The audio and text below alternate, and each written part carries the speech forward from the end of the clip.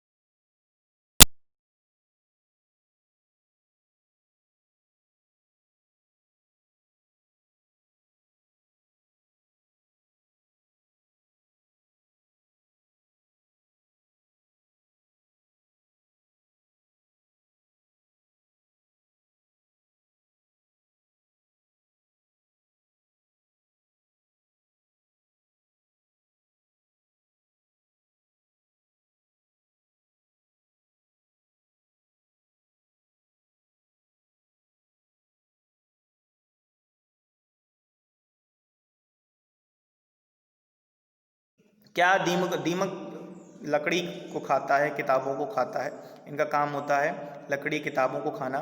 तो ये वही कहते हैं कीड़ा है एक प्रकार का। क्या दीमकों ने खा लिया है सारी रंग बिरंगी किताबें? क्या दीमकों ने संसार की सभी किताबों को खा लिया है? क्या काले पहाड़ के नीचे दब गए हैं सारे खिलौने? यहाँ देखो क्या कह रहा है, क्या किसी ने सारे खिलौनों को छुपा लिया, या कोई ऐसा काला पहाड़ है जिसको कोई उठा नहीं सकता, उसी के अंदर सारी किताबें दब गई हैं, खिलौने दब गए हैं? क्या किसी भूकंप में ढह गई सारे मदरसे की इमारतें? कहते हैं क्या कोई भूकंप आया हुआ था जिसकी वजह से सारे स्कूल, सारे शिक्षण संस्थान, मदरसे, जहाँ पर भी शिक्षा ग्रहण की जाती है, उन सब का इन्होंने जिक्र किया है। तो इनके कहने का मतलब है शिक्षण संस्थान जितने भी हैं, क्या उनकी इमारतें गिर गई हैं? क्या उनके पास बच्चों को पढ़ाने के लिए कोई एक उचित स्थान नहीं है? उसके बाद कहते हैं, अब देखो ये राजेश जोशी जी की जो कविता है, ये कोरोना पीरियड में पूरी तरीके से लागू हो रही है शैक्षणिक संस्थानों के लिए, कि क्या शैक्षणिक संस्थानों की स्थिति ऐसी हो गई है कि उनके पास ज़मीनें नहीं रह गई। तो लेकिन यहाँ पे ये महामारी की वजह से ही शिक्षा अवरुद्ध हुई है, तो बच्चों को तकलीफ़ों का सामना करना पड़ रहा है। इस महामारी में पूरा विश्व ग्रसित है, लेकिन फिर भी शिक्षण संस्थान अपनी तरह से पूरा प्रयास कर रहे हैं कि ऑनलाइन क्लासेस चलाई जाए, बच्चों तक उनके सिलेबस को पहुंचाया जाए किसी न किसी तरीके से माध्यम से। तो इसमें थोड़ा सा अभिभावकों को और बच्चों को भी सहयोग करना पड़ेगा, बिना उनके सहयोग के ये संभव नहीं है। चलिए आगे देखते हैं। क्या किसी भूकंप में ढह गई सारे मदरसे की इमारतें? क्या सभी मदरसों की इमारतें भूकंप में ढह गई? क्या सारे मैदान, सारे बगीचे और घरों के आंगन खत्म हो गए एकाएक?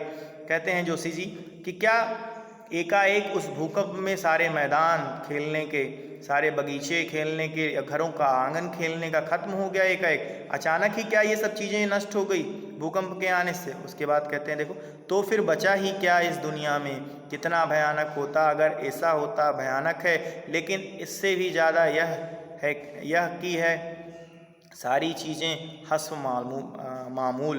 कहती हैं तो फिर बचा ही क्या है? कहते हैं कि अगर इस संसार में सब कुछ खत्म हो गया, शिक्षण संस्थान खत्म हो गए, बच्चों के खेलने का स्थान खत्म हो गए, घरों के आंगन टूट गए, तो इस संसार में अब बचा ही क्या है? क्योंकि जितनी भी खुशियाँ उठती हैं वो इन्हीं स्थानों से उठती हैं। बच्चे से शिक्षण संस्थान से निकल करके पढ़ के निकलते हैं, आगे भविष्य में कुछ करते हैं, उनके माँ बाप प्रफुल्लित होते हैं, उनका परिवार, उनका कुनबा सब प्रफुल्लित होता है। बच्चे आंगन में खेलते हैं तो माँ बाप, रिश्तेदार जितने भी होते हैं वो प्रफुल्लित होते हैं। बच्चे खेल में कुछ आगे बढ़ते हैं तो भी प्रफुल्लित होते हैं, समाज प्रफुल्लित होता है, देश को गौरवान्वित करते हैं। तो ये सब चीज़ें जब नष्ट हो जाएंगी तो इस देश में बचा ही क्या, इस समाज में क्या बचा है, दुनिया में क्या बचा? इस दुनिया में कितना भयानक होता अगर ऐसा होता। भयानक है, कहते हैं कि कितना भयानक होता अगर ऐसा होता। भयानक है, कहते हैं अगर कितना भयानक होता वो दृश्य यदि ये सचमुच में ये सच होता। कहते हैं यदि वो दृश्य कितना भयानक होता यदि ये सचमुच में ये सच होता जो मैं कह रहा हूँ कि इस संसार में भूकंप से सभी बगीचे खत्म हो गए, पेड़ पौधे नष्ट हो गए, आंगन खत्म हो गया, शिक्षण संस्थान खत्म हो गए। यदि वाकई ये सच होता तो कितनी भयावह स्थिति होती। लेकिन इसमें भी ज़्यादा यह है कि सारी चीज़ें हस्ब मामूल। लेकिन फिर भी तकलीफ़ इस बात की है कि सब चीज़ें अपने अपने स्थान पे उसी तरीके से हैं, लेकिन फिर भी बच्चों को वो सुविधाएं, वो चीज़ें वो हासिल नहीं कर पा रहे हैं जिसके लिए उनका बचपन होता है।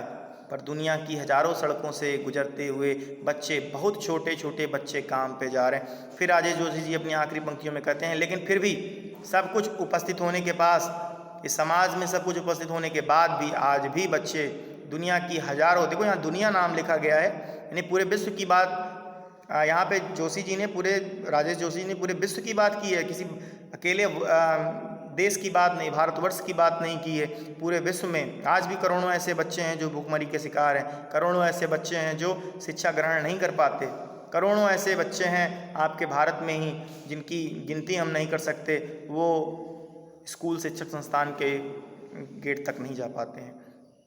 तो चलिए देखिए क्या कहते हैं आखिरी पंक्ति में, देखते हैं। पर दुनिया की हज़ारों सड़कों से गुजरते हुए बच्चे, बहुत छोटे छोटे बच्चे काम पर जा रहे हैं, लेकिन दुनिया की हज़ारों सड़कें हैं जिस पे गुजर करके बच्चे जा रहे हैं और रोज़ प्रतिदिन काम पे जा रहे हैं। तो ये राजेश जोशी जी ने इस कविता को लिखने का सिर्फ माध्यम ये था कि ये अभिभावकों को, समाज के लोगों को जो इस कुकृत्य में बच्चों का शोषण कर रहे हैं और सरकारों को एक संदेश देना चाहते हैं, हर देश की सरकारों को एक संदेश देना चाहते हैं कि आप प्रतिनिधित्व हैं, आप एक राजा की तरह राज करते हैं, अपने अपने देश में प्रतिनिधित्व करते हैं अपने देश का, तो आपके प्रतिनिधित्व की उत्तरदायित्व है कि समाज का हर व्यक्ति प्रसन्नचित्त रहना चाहिए, जितना आपसे हो सके। यदि वो लीगल तरीके से, सही तरीके से वो जीवन व्यतीत करना चाहता है तो उसको पूरी तरीके से स्वतंत्रता मिलनी चाहिए जीवन व्यतीत करने की। यदि बच्चे शिक्षा छोड़ करके काम में लग जाएंगे, पैसे कमाने में लग जाएंगे, तो देश का, समाज का कैसे उन्नति होगी? ये सवाल जो है राजेश जोशी जी हमारी देश की सरकारों से पूछ रहे हैं। तो इसी के साथ ये चैप्टर कंप्लीट हुआ आपका। अब हम क्वेश्चन आंसर्स के साथ नया वीडियो लेकर के आएंगे, उसमें हम इसके क्वेश्चन आंसर्स देखेंगे, सभी चैप्टर्स के क्वेश्चन आंसर्स देखेंगे। अभी हमने सिर्फ भावार्थ ही खत्म किए हैं, तो भावार्थ खत्म करने के बाद फिर हम डायरेक्ट क्वेश्चन आंसर्स पे देखेंगे। तो आज के लिए बस इतना ही। Thank you. जय हिंद, जय भारत।